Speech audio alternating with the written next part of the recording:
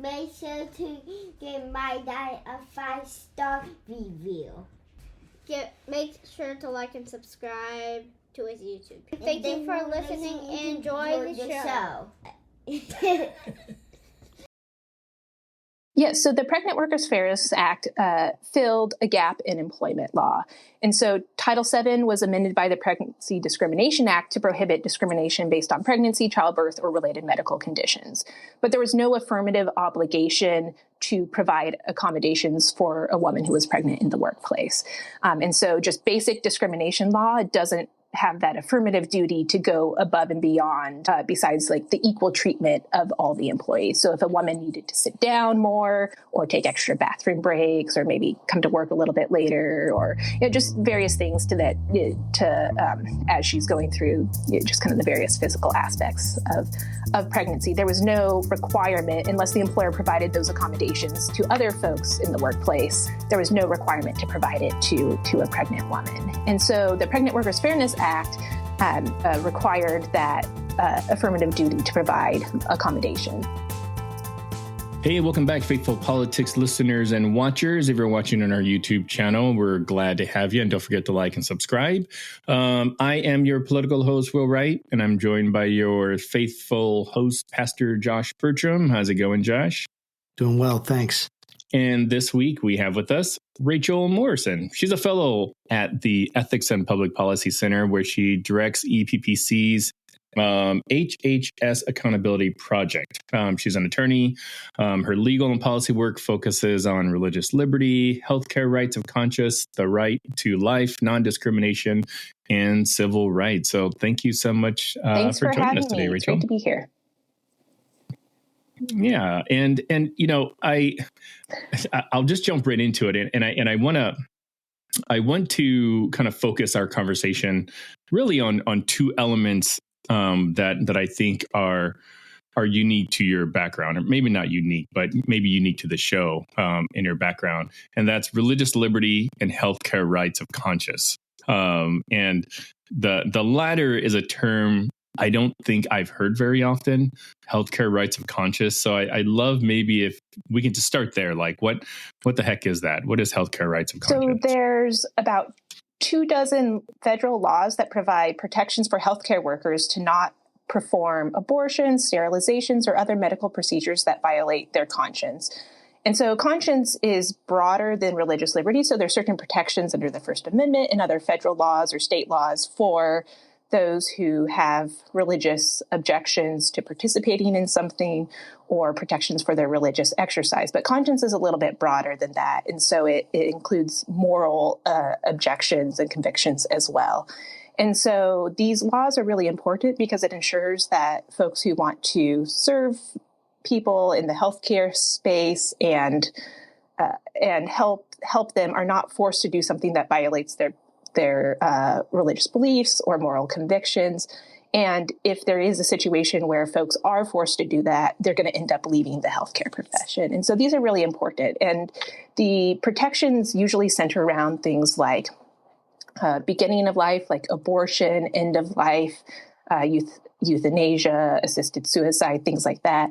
And then also other things like contraception or sterilization or things that certain faith groups have objections to, or maybe individuals have convictions about those important aspects of life. That's fascinating. So I'm wondering what the Loper-Bright decision was. We've kind of talked about that in our correspondence on email, and I'm just wondering, what is this decision? Why is it important? I guess it's the Loper-Bright Enterprises versus Raimondo. This is like the first time I'm hearing about this, which maybe doesn't surprise anyone here listening or on this call, i.e. Will. But I'm just wondering, what is this and why does it matter? And does it really involve the National Marine Fisheries Service? And what does that have to do with me? So this is an administrative law case. And so the case itself didn't have any religious claims or religious plaintiffs in the case. But the case was about the standard of review for federal agency regulations. And a lot of federal agency regulations do have impacts on religious liberty for religious groups, for churches, for people of faith. And so this decision does have an impact, even if the decision itself didn't touch on any of the religious liberty issues. So you probably want me to explain a little bit more about what this decision is. So I think it's important to take a step back and think about, like, what are federal agencies and what are they doing and how could that impact religious liberty? So Congress passes a law. You probably remember the Schoolhouse Rock song, "I'm just a bill on Capitol Hill." You know, the bill goes through both houses of Congress. It goes to the president signs the bill becomes law. But what that song doesn't tell you is how a lot of the rulemaking and the regulations that affect people's daily lives, their businesses and the like, actually come to be. So Congress will pass a law and it'll direct a federal agency, and these are unelected government officials in these agencies, to issue rules and regulations implementing the law. And sometimes these are very just generic delegations of power that have been given to the agencies. And so the agencies get into all the nitty gritty. And over the last so many decades, we've seen an increase of the federal agencies regulating more and more aspects of every area of public life. And the more they do that, the more potential there are for conflicts for religious liberty, the more diverse America becomes religiously and different groups of people, the more the greater likelihood there is that there's going to be certain groups whose considerations are not actually presented or considered in the same kind of way or reflected in these final regulations. And so that's where the potential comes in. So what happens when there is this conflict, whether some plaintiffs are being affected negatively by these regulations? They go to court and they'll sue and say, you know, these regulations are unlawful, they shouldn't affect me, I have these protections. And so there's this conflict between this conflict over these regulations. And so a court has to decide, are these regulations lawful or are they not? And so this is where the Loper-Bright decision comes in, because under a case in the 1980s called Chevron, the court said that if the text of the law that Congress passed was ambiguous, if there was multiple plausible interpretations that of how it could be interpreted by the agency, we're going to defer to what the agency said as long as their interpretation is reasonable. And reasonable is a pretty low bar. It doesn't take a lot to be reasonable. And so this put a thumb on the scale in favor of these federal agencies. Again, these are unelected government officials. They're not accountable directly to the people. And so when a plaintiff would go sue over these laws that are affecting them, the government would have a huge thumb on the scale in their favor. And so the Loper-Bright case was about whether that's the appropriate standard, whether the government should be given this deference against these individuals who are trying to claim that the laws are unlawful, the regulations are unlawful. And so this case said that, no, that's not actually the proper standard. It's up to Congress to pass laws that are clear. The agencies are supposed to implement them. And then if there's a dispute, the court comes in and decides whether there is, what is the best reading of the law. So it no longer puts that thumb on the scale in favor of the government agencies. Even if their interpretation was not the best interpretation, as long as it was reasonable, then they would win. And so this really, I think, brings the power back to the people. It brings the power back to Congress to write rules or to write the laws that the agencies are going to implement in the regulations more clearly and directly, so that the agencies can't go rogue or expansive interpretations that Congress would never pass, that the people that are accountable directly to the people, the members of Congress, that like a lot of these issues is something like they wouldn't pass because they wouldn't get reelected if they did something right. And so it's kind of this deferral of power to the agencies. And so that's why it's really important. And so especially for religious plaintiffs, that when there are those conflicts with those regulations, they're able to have a fair shot in court, especially if they have the better interpretation of the law. And so this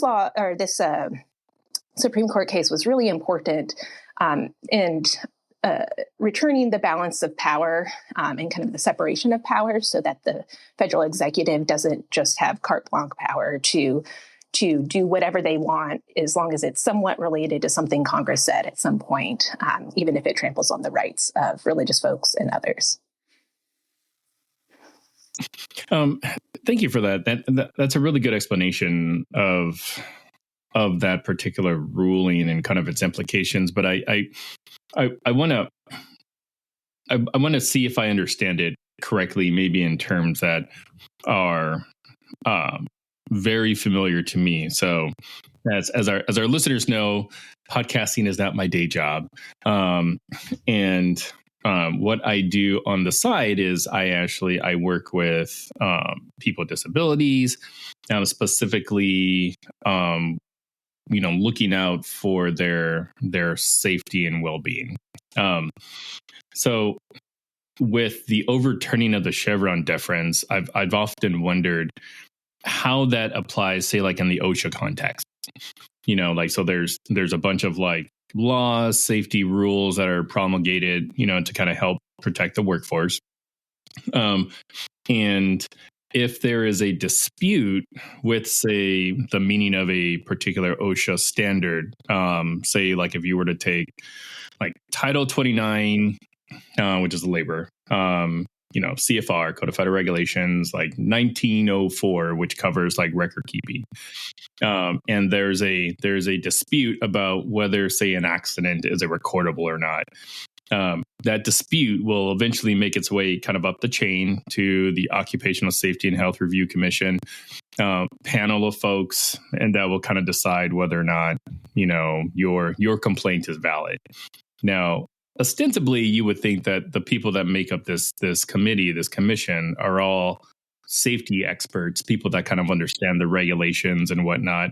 I don't know that for a fact, but if my assumptions are correct, like, wouldn't you want those people to be the ones that interpret the regulations, given their proximity to the folks that promulgate them? So I'm not an expert in OSHA stuff, so I can't speak to any of those specific nuances. I think kind of administrative review is kind of another nuance in whether that's an appropriate delegation of an executive agency to be having judicial type powers of review and things like that. I think there's arguments for why it's efficient in some ways.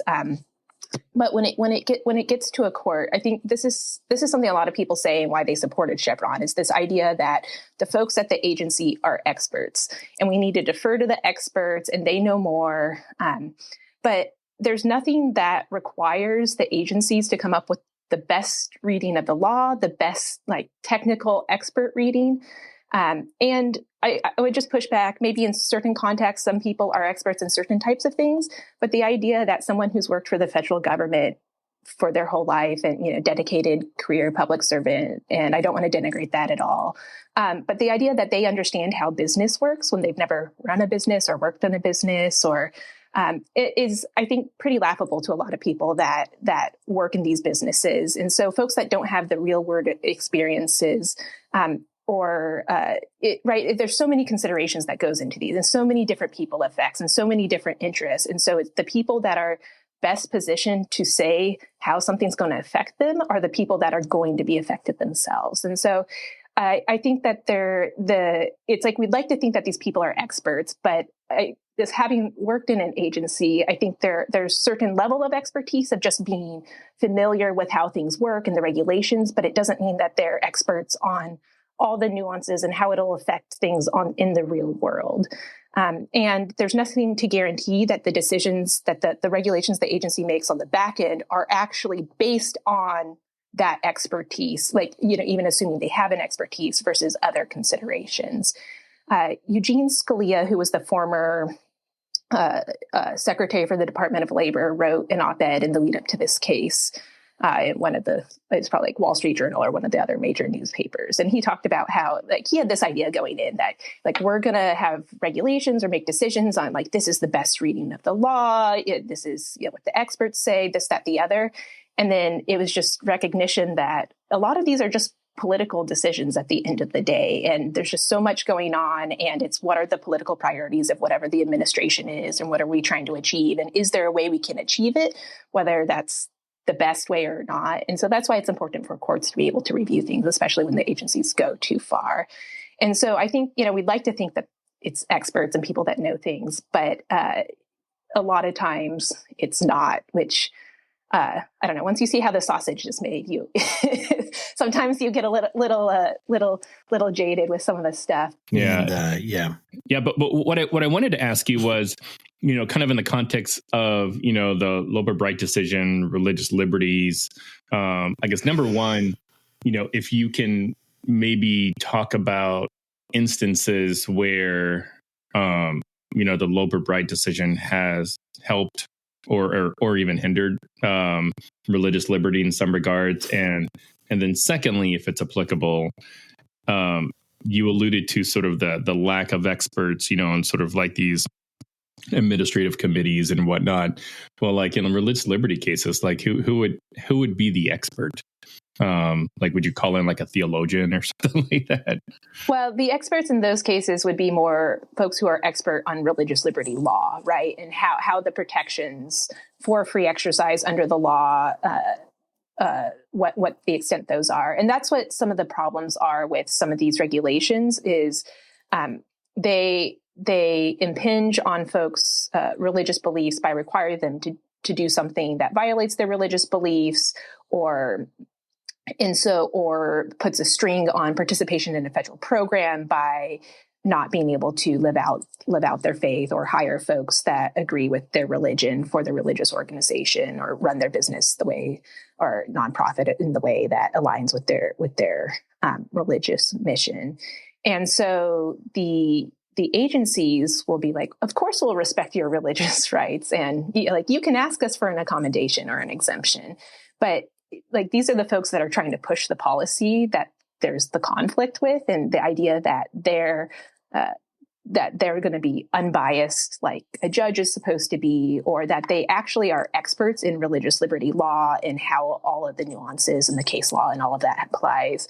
I think is not very promising, and so that's why it's important for people of faith and religious organizations to be able to go to federal court and have the judges are going to hear the legal arguments from the attorneys who are experts in the religious liberty law and the application, and decide what is the best interpretation, or if there's a factual issue, it can go to a jury of peers to decide those issues. And so that's a better venue for protection of those rights than just trying to hope that some folks in the agency are actually experts and will respect the rights to the degree that the law requires.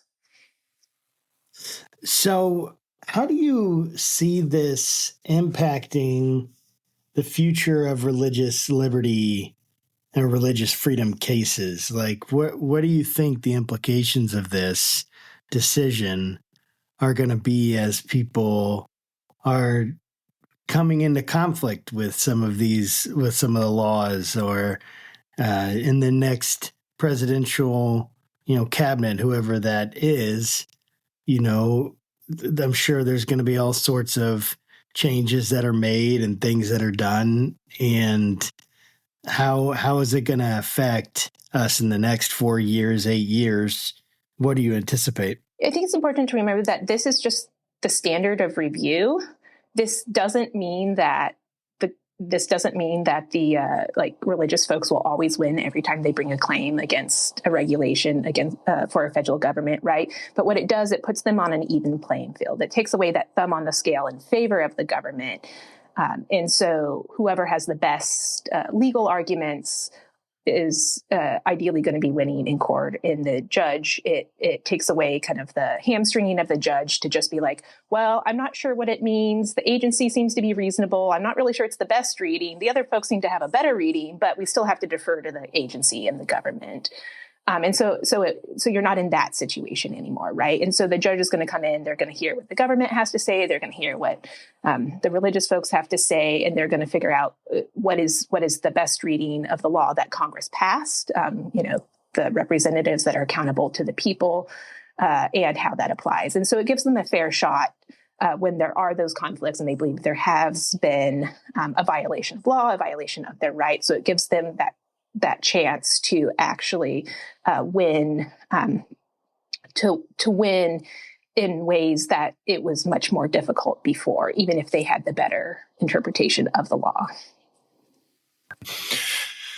You know, when you think about religious liberty, I think most Americans would probably point to COVID as being the most pronounced event where they saw that in conflict, where, you know, churches were being asked to, you know, have virtual services or not meet or whatever the case may be. And I, you know, me personally, just as a person that at the time had an immunocompromised child, like, we stopped going to church because we're like, we just want to protect our kid. But at the same time, we were also somewhat dismayed, and maybe this is just the liberal in me talking, you know, like that these churches, you know, would stay open and would be spreading it and so on and so forth. Like, can you talk to us a little bit about, you know, what you were seeing and maybe like what's the right way to kind of look at this? You know, you got like a public health perspective that you want to make sure you're protecting folks, but then you also want to respect and acknowledge, you know, kind of this separation, if you will, of church and state.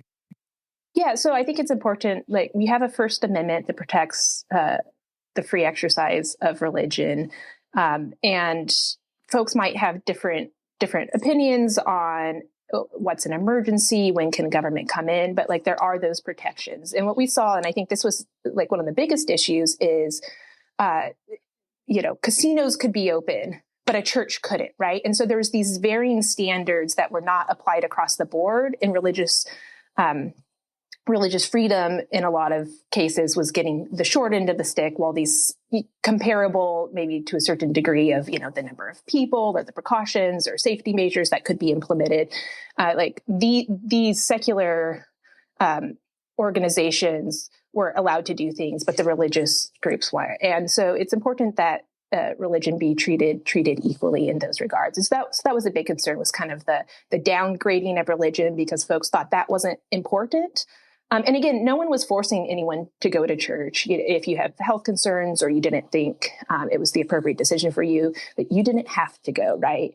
And so allowing folks to be able to make those decisions, but the government coming in and saying, like, church is not good enough, but like these businesses or the movie industry or casinos or, you know, things like those are okay, or those are essential, but church isn't. And that's an inappropriate decision for the church to make there.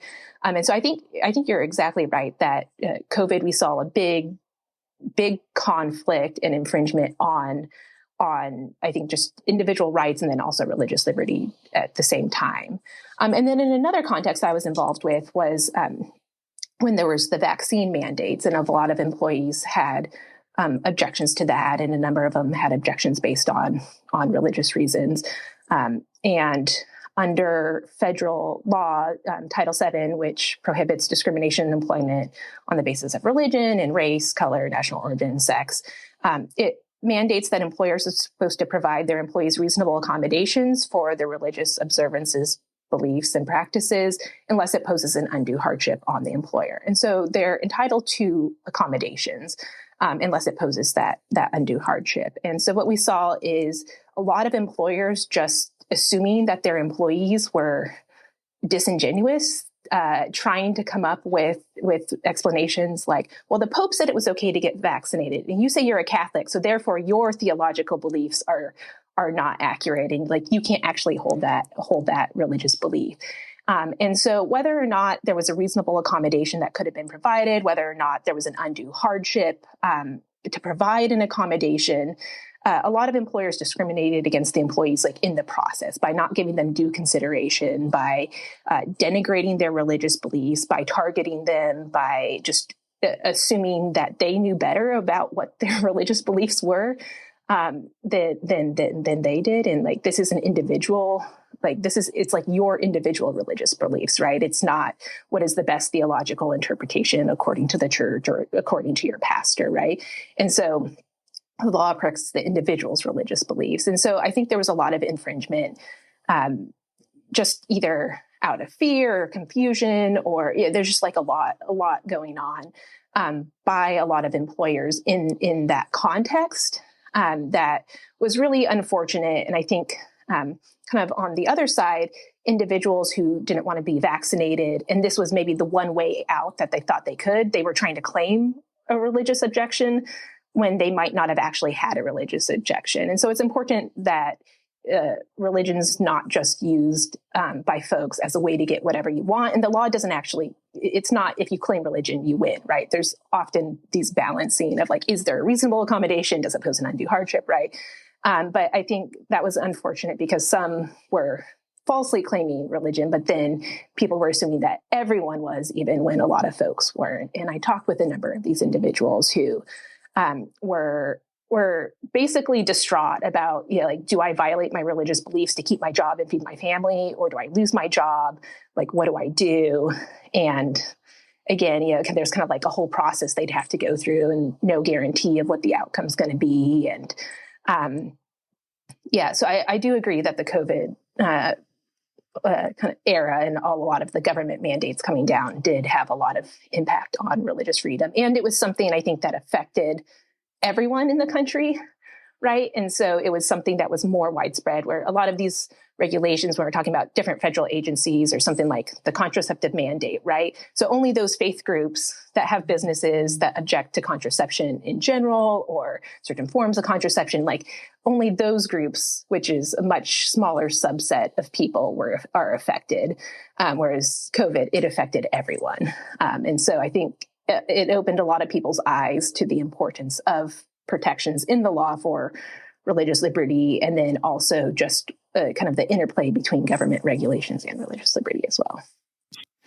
Yeah. How do you like, I don't know, sort through like genuine claims, like religious accommodation claims, and ones that are just sort of, created out of whole cloth, if you will? Because I know like during that whole period, I mean, you've got folks that are like, hey, yeah, I go to the Church of the Flying Spaghetti Monster, which is a real church, church. That's been, the court does not buy that one.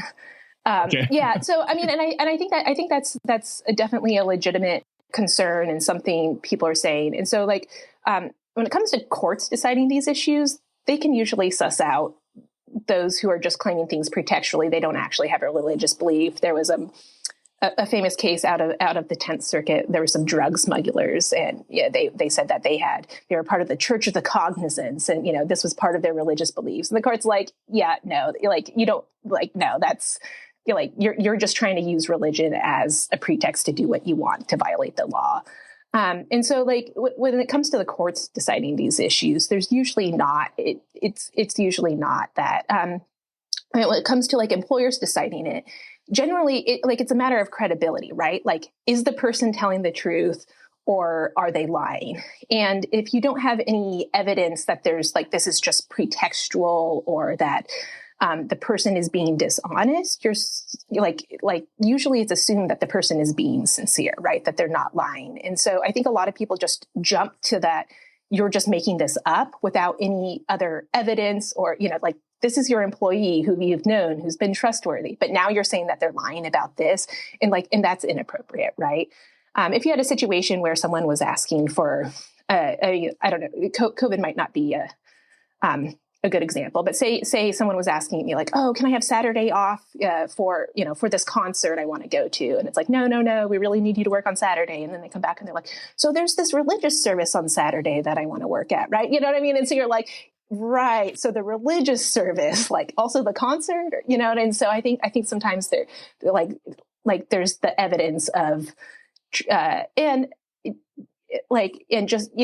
that's may or may not be like sufficient to determine, but it would allow an employer to inquire more and get some more information to kind of figure out what is your real reasoning. But like when an employee is attesting, like, my religious beliefs are X, like we don't want the employer to come in and be like, no, your religious beliefs are not X, or or like, I know better what your religious beliefs should be, or like, I read this article that said X, Y, or Z, and let me try to figure out any other instance where you've acted inconsistently with your religious beliefs, or right. And so I think it's like, as a society, like it's just kind of a credibility determination, and that's something the courts are easily able to suss out in most cases when there are those, the Church of the Flying Spaghetti Monster and Church of the Cognizance, and like those kinds of claims where folks are clearly just trying to use religion to get by with things. But like the individual person, if there's no reason to think that they're being dishonest in the situation and, they're a trustworthy employee, like employers should just assume that their religious beliefs are actually sincere. And most claims, like sincerity is usually assumed in almost every case. COVID was kind of different, where everyone was like, oh no, we don't trust people anymore. But it's usually claims will fail for the accommodations if there's not a reasonable accommodation we can provide, or it's an undue hardship on the employer. And so that's where most claims and like most of the legal disputes end up in court on those cases. So when we're thinking about the next several years, right, that we have, I mean, hopefully, we have a lot more than that. But I'm saying, like, in the next, before Jesus returns, or what? Yeah. Yeah. What are you there are many you things. Don't want We'll Jesus just to leave return, that. Let's just leave that amorphous date out in the future of whatever it is. But what do you imagine are going to be the biggest religious liberty cases, the things showing up? Like, what in the laws right now are going to drive these religious liberty complaints, accommodations? Like, where's the crux of this, or the several cruces? I don't know what you even say, the plural of that, but where are the several points of controversy that people are going to be testing, do you think, in the next 10, 15 years? Yeah, so the Biden-Harris administration has done a number of regulations that have posed a lot of conflicts for religious liberty. And mostly this is like culture war type issues, right? So abortion. So the administration is pushing abortion policies, even in places that are contrary to law. Like the law says you can't provide abortion benefits, and they're like, nah, we're going to provide it anyways. You're like, we don't really think the law says what it means. And so there's a lot of conflicts for like federal employees that are now having to provide abortion benefits. Well, what about those who have objections, and like, what are their protections? And so kind of the more abortion is being pushed in federal programs or various things, there's going to be those conflicts.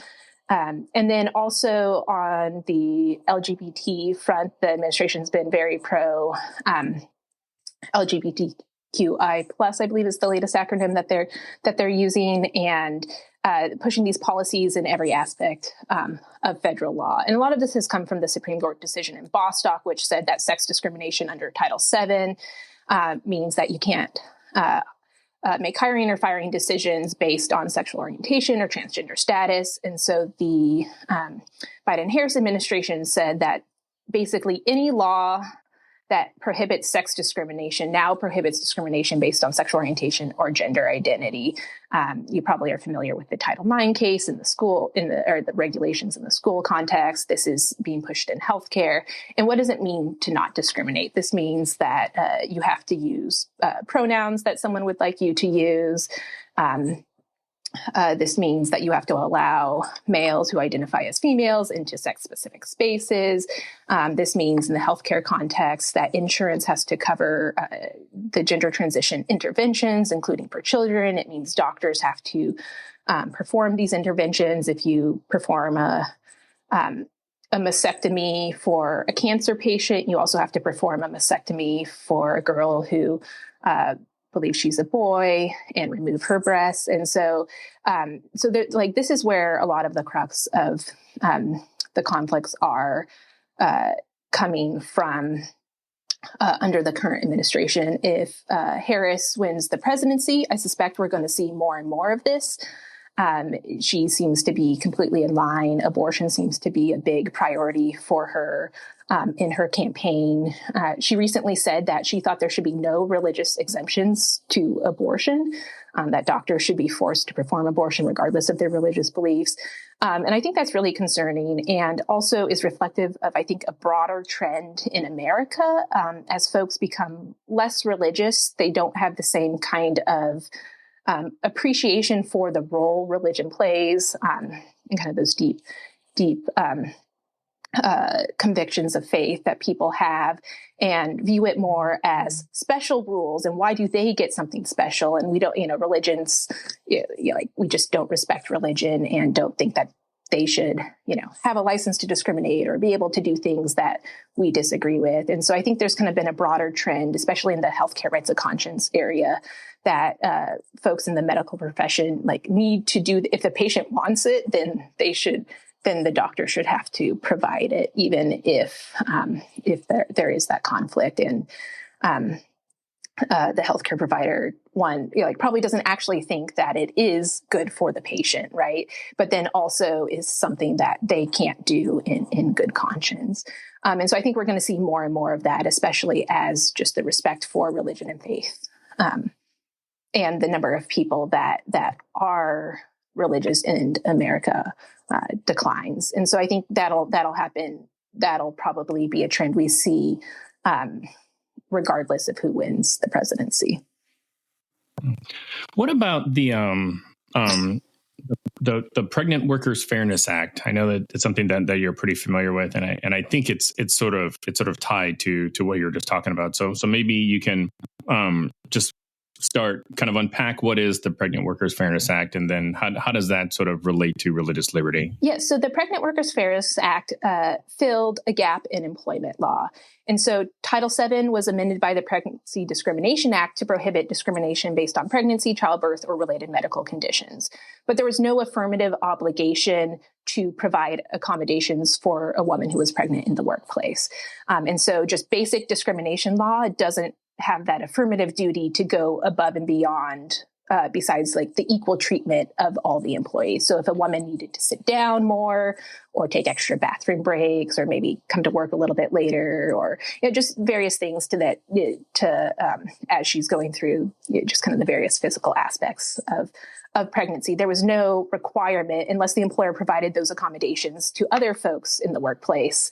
There was no requirement to provide it to a pregnant woman. And so the Pregnant Workers Fairness Act required that affirmative duty to provide accommodations. And so we talked about the accommodations in the religion context. And so there's that affirmative duty to provide accommodations in the, you might be familiar, the Americans with Disabilities Act, right? There's the affirmative duty to provide accommodations for those disabilities. And so this added pregnancy is not considered a disability, and most pregnancy-related conditions are not disabilities, though some might qualify, but many or most do not. And so there was this gap in employment law. So it provided reasonable accommodations for the known limitations related to pregnancy, childbirth, or related medical conditions, unless it posed an undue hardship on the employer. So the same standard with religion and with the Americans with Disabilities Act for the accommodation. So that's pretty standard employment law. And this was something that everyone supported, right?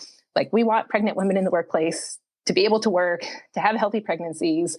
It was supported by Republicans and Democrats. It was supported by women's groups and Planned Parenthood. It was supported by the U.S. Conference of Catholic Bishops, right? The whole spectrum.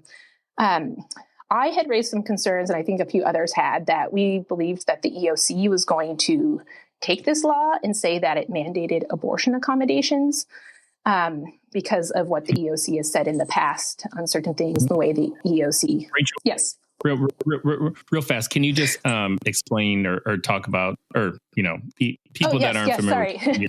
The EEOC. So I used to work at the EEOC. So it's the Equal Employment Opportunity Commission, and so it's the federal agency tasked with preventing and remedying employment discrimination. So they're the agency you go to if you were fired because of your race or you didn't get an accommodation for your disability. And so kind of like what you were saying with OSHA, there's kind of an administrative agency review, and then you can go to federal court and sue if there's that violation. And so the EEOC often will push the law where it wants it to go and not just take the law as Congress written it. And we've seen this in other situations. And the EEOC has also been very, very, what's a good word? Just not very favorable to religious liberty, especially religious liberty organizations. They often take a very employee-centric approach. And so when a religious organization wants to run their organization in accord with their faith, and someone claims employment discrimination, the EEOC often does not want to give the religious organization kind of their due protections that the law provides for them to run their organizations the way that is in accord with their faith. And so there was concerns that if the EEOC interprets this very broadly to cover abortion or other things, that there could be these conflicts for religious organizations who don't want to provide accommodations for abortion.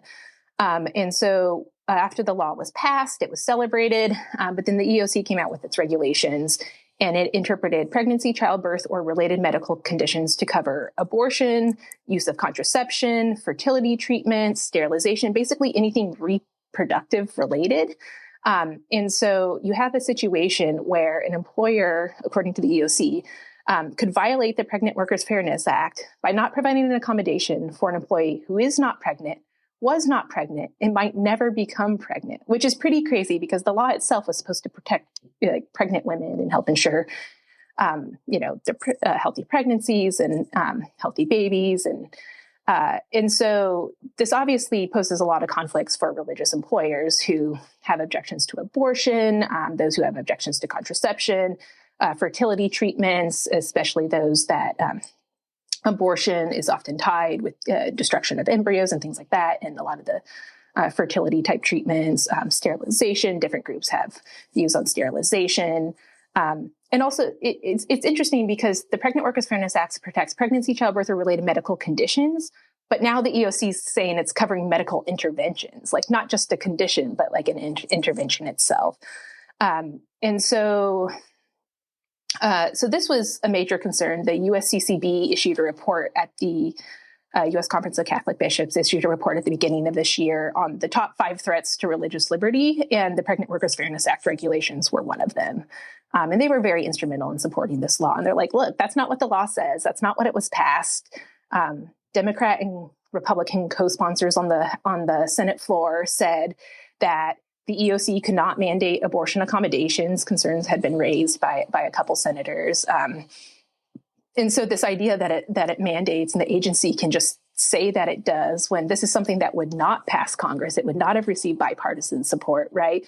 But the agency can just interpret it the way it wants. And so I think this is why the Loper-Bright decision is important, because an agency could, or a judge could say, well, you don't really say what related medical conditions are. Maybe, I guess it could be reasonable. Maybe this is a good interpretation, or maybe it's not the best interpretation, but we have to defer to the agency because the agency is the expert, right? And so this is no, what is the best interpretation of pregnancy, childbirth, or related medical conditions? Does this cover abortion? And so the USCCB and the Catholic University of America sued EEOC over this rule. They won a preliminary injunction, and so they're still in litigation. Some states have also sued over this regulation that have pro-life laws. And they're like, look, we don't want to accommodate, do we have to accommodate abortions that are unlawful under state law? This is not something that we want to have to do. This violates our policy. This is not the law that was passed. And so these cases are in litigation.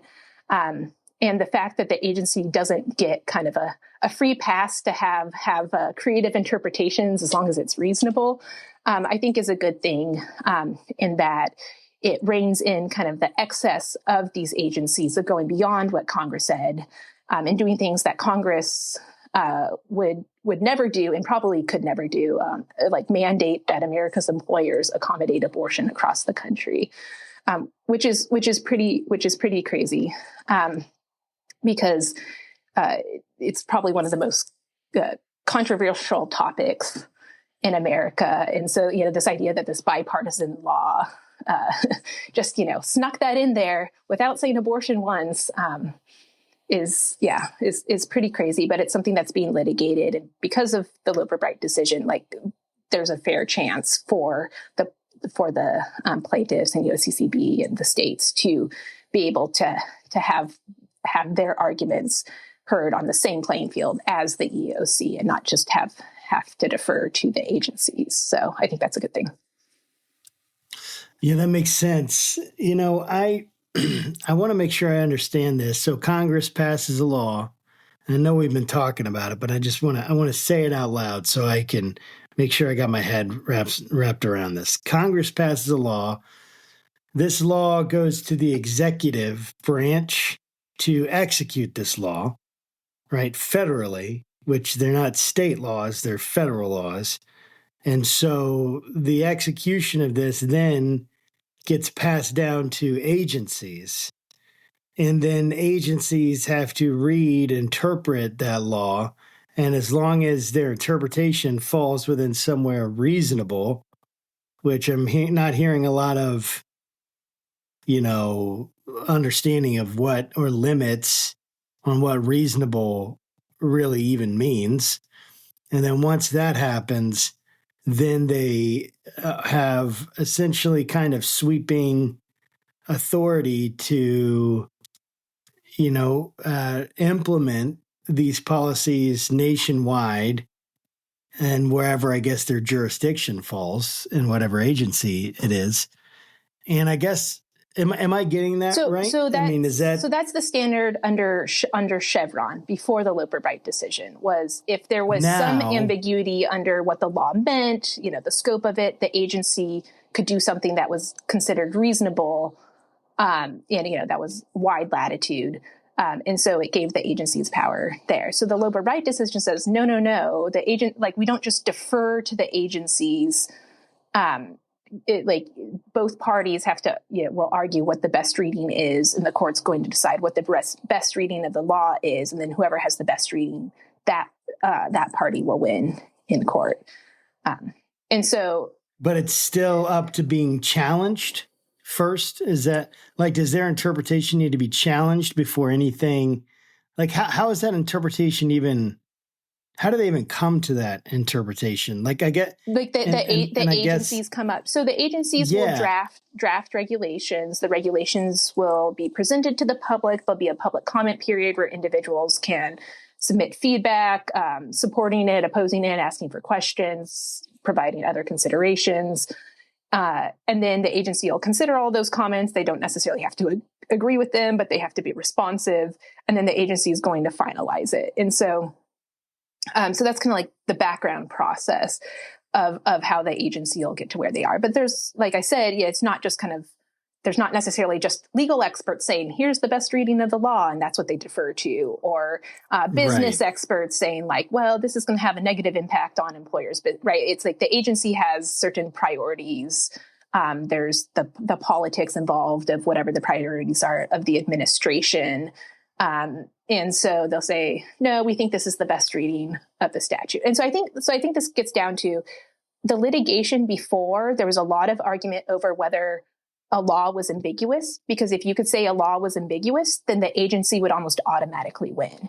And so the agencies would claim, oh, this is ambiguous. Oh, look, we have this interpretation. They have that interpretation. Therefore, it's ambiguous, right? Because we don't agree.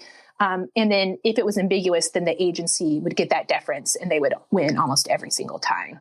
Now the agencies, there's not really that incentive to argue that something's ambiguous. Now we've seen, and we see all this in the PWFA cases, is that the EEOC is arguing, no, Congress mandated that we require abortion accommodations. This is a plain reading of the text. And so they're trying to argue that the text itself requires their interpretation, not that it's ambiguous and they can interpret it how they want, but that it's actually the best reading or the required reading of the text itself. And so the arguments in court have shifted, and kind of how the agency is going to respond, I think, is going to shift. Kind of how courts deal with that. I think it's way too early to see, right? It'll probably have to come back in 5 years and see how it's played out. But I think it's going to shift the agencies away from trying to claim the ambiguity, which gave them that automatic almost automatic win and deference to no, the text itself actually requires this. And this is what we see at the PWFA litigation. They said that like they had to require accommodations for pregnancy, childbirth, or related medical conditions as requiring abortion accommodations, like that Congress mandated it. And so like that's more the argument space that we're in. I mean, I think that's pretty crazy that a law that doesn't mention abortion and the most controversial thing that that's the obvious reading of it and that's the best reading of it. But the courts are deciding that right now.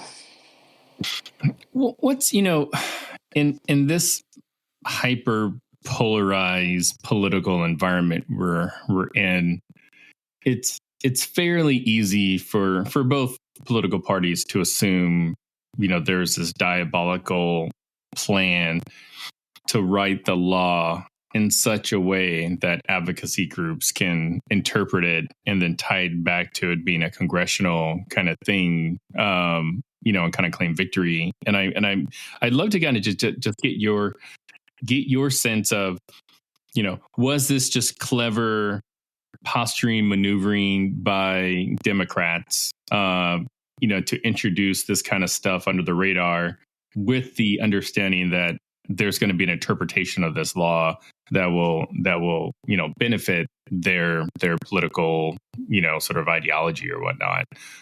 Or is this just it's just a well-written law and really smart lawyers figured out, how to sort of make something out of nothing? So I think it was entirely foreseeable that the EEOC would try to do that. That's a different question of whether the law itself gives EEOC room to do it. And so the EEOC has tried to claim that the Pregnancy Discrimination Act prohibits discrimination based on abortion. And so it was completely foreseeable. I warned people that the EEOC was going to try to do this, but that's a different question than does the text of the law itself actually allow the EEOC to do this? And I would say no to that question. I think there are ways that the law could have been written better. I think having an explicit abortion exemption is like the only sure way to ensure that like an agency cannot attempt to try to do it. I don't know, maybe even then they might attempt to try to do that. But like that, kind of the belt and suspenders approach. And right, like if you're really concerned about something, don't just give any room, right? Like, you have the belt of saying like it only, pregnancy, childbirth, related medical conditions, right? Like that's not abortion. But the suspenders is like, just to be clear, this does not cover abortion. And this is something that the Democrats refused to include in the law, which I think tells you everything you need to know, is that it was kind of like a nudge, nudge, wink, wink. We're just going to pretend like it doesn't cover abortion. We're going to stand up on the floor and say it doesn't cover abortion. And then on the back end, after the law passes, we're like, oh, it's so great. We think it totally covers abortion. The Democrat Senate co-sponsor did just that, stood on the floor and said it couldn't cover abortion, refused to, introduce language that would say so explicitly. And then on the back end, after EEOC issued regulations, was like, we think this is great and like we support this. And so I think it's just really disingenuous. And it goes to show that the law would not have actually passed if it did cover abortion. And folks were honest about like that's what they were trying to do. But again, I think the text of the law itself is pretty clear that it does not. And that's how the court should come down. But it was entirely foreseeable and predictable that that's what folks were going to try to do, especially in the post-Dobbs environment where the administration was trying to push abortion kind of throughout the various federal agencies in any and every way, and disregarding the limits that were existing in law and trying to find loopholes and in various ways to try to support abortion to the kind of as far as they think they could go. I have so many questions. I know Will does too. And, we're getting to the end of like the time that we normally allot. And so I'm going to shift to this. What legal cases are you currently paying attention to that you think others should pay attention to that are going to have pretty significant or potentially significant religious liberty implications and consequences? So I work on a lot on government regulations, so it'll probably come as no surprise. I follow a lot of the litigation that has been on these regulations, like the Title IX cases, the PWFA cases, that like the healthcare ones that are trying to impose the transgender mandate on healthcare, things like that. But the case I think that's really important that the Supreme Court is hearing this term is United States versus Scarametti. And so this is a challenge to Tennessee's law that protects children from the gender transition medical interventions that are harmful, irreversible. And so until they're adults, they can't receive the cross-sex hormones or the surgeries that remove the healthy body parts based on their gender dysphoria or to transition, right? And so this law has been challenged by the federal government, and they are claiming that there's a 14th Amendment equal protection right to these procedures. And so there's a couple issues here. One, whether the equal protection clause protects based on gender identity, transgender status, or the like. If the court says that it does, that's going to have massive implications across the board when it comes to things like access to sex-specific spaces or activities like sports, pronouns, and kind of the free speech implications for that, whether doctors are going to have to perform these medical interventions, including on children. And then I think also just like whether states can come in and say, no, we don't think children are able to provide informed consent to sterilize themselves, to remove healthy body parts, to subject themselves to a lifetime of medical care and complications from these interventions. That they need to wait until they're older and fully or be more likely to fully appreciate what they are doing. That a parent can't consent on a child's behalf to do that. And so I think that's the case that I'm probably most closely watching. That's going to have, if Tennessee loses, will have massive implications. If Tennessee doesn't lose, I think it won't have as many kind of far-reaching consequences other than taking those 14th Amendment equal protection arguments off of the table for folks that are trying to oppose various like these laws protecting the children or other regulations that don't that allow doctors not to perform these interventions or insurance not to pay for it and things like that. And so I think that's a major case that could have massive implications, or it might just kind of keep things more at the status quo.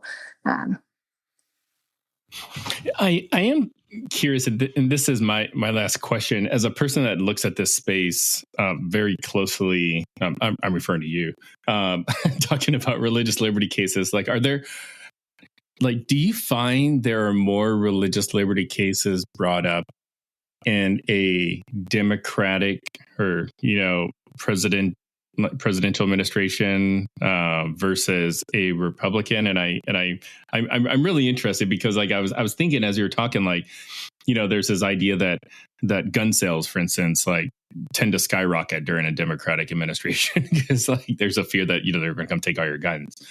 So, like, in a Democratic administration, do you find that there's more or less religious liberty type cases that are brought?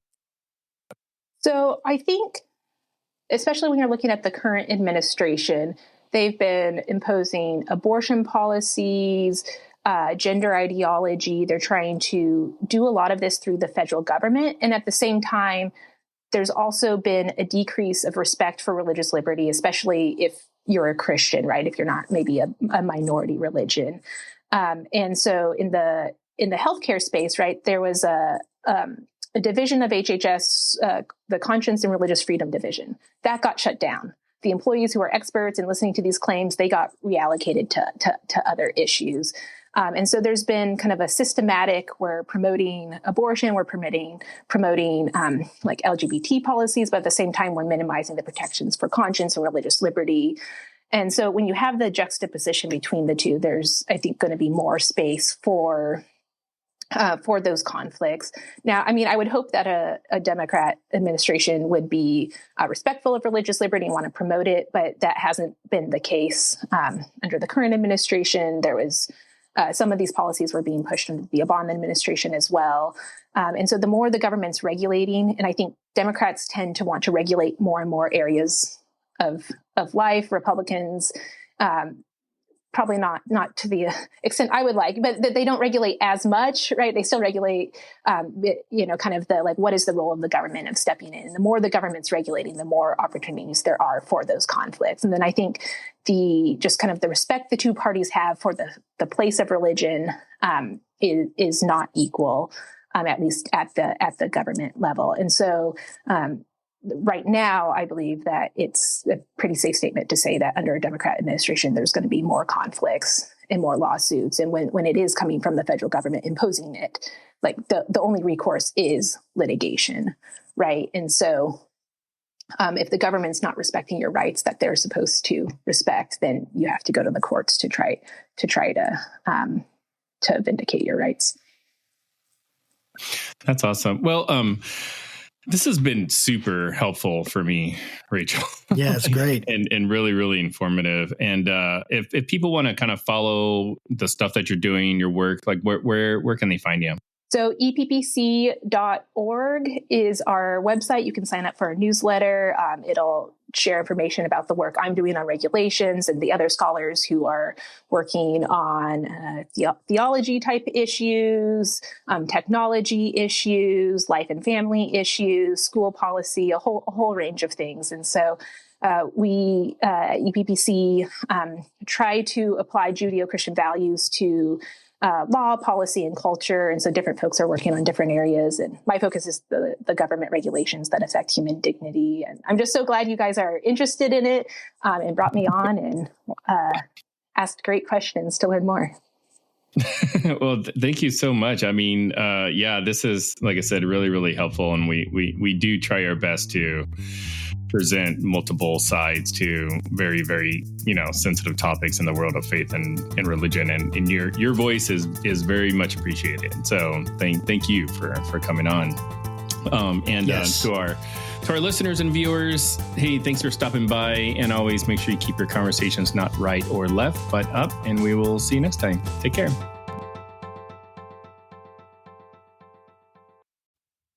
Hey there, Josh Burtram here, faithful host of the Faithful Politics Podcast.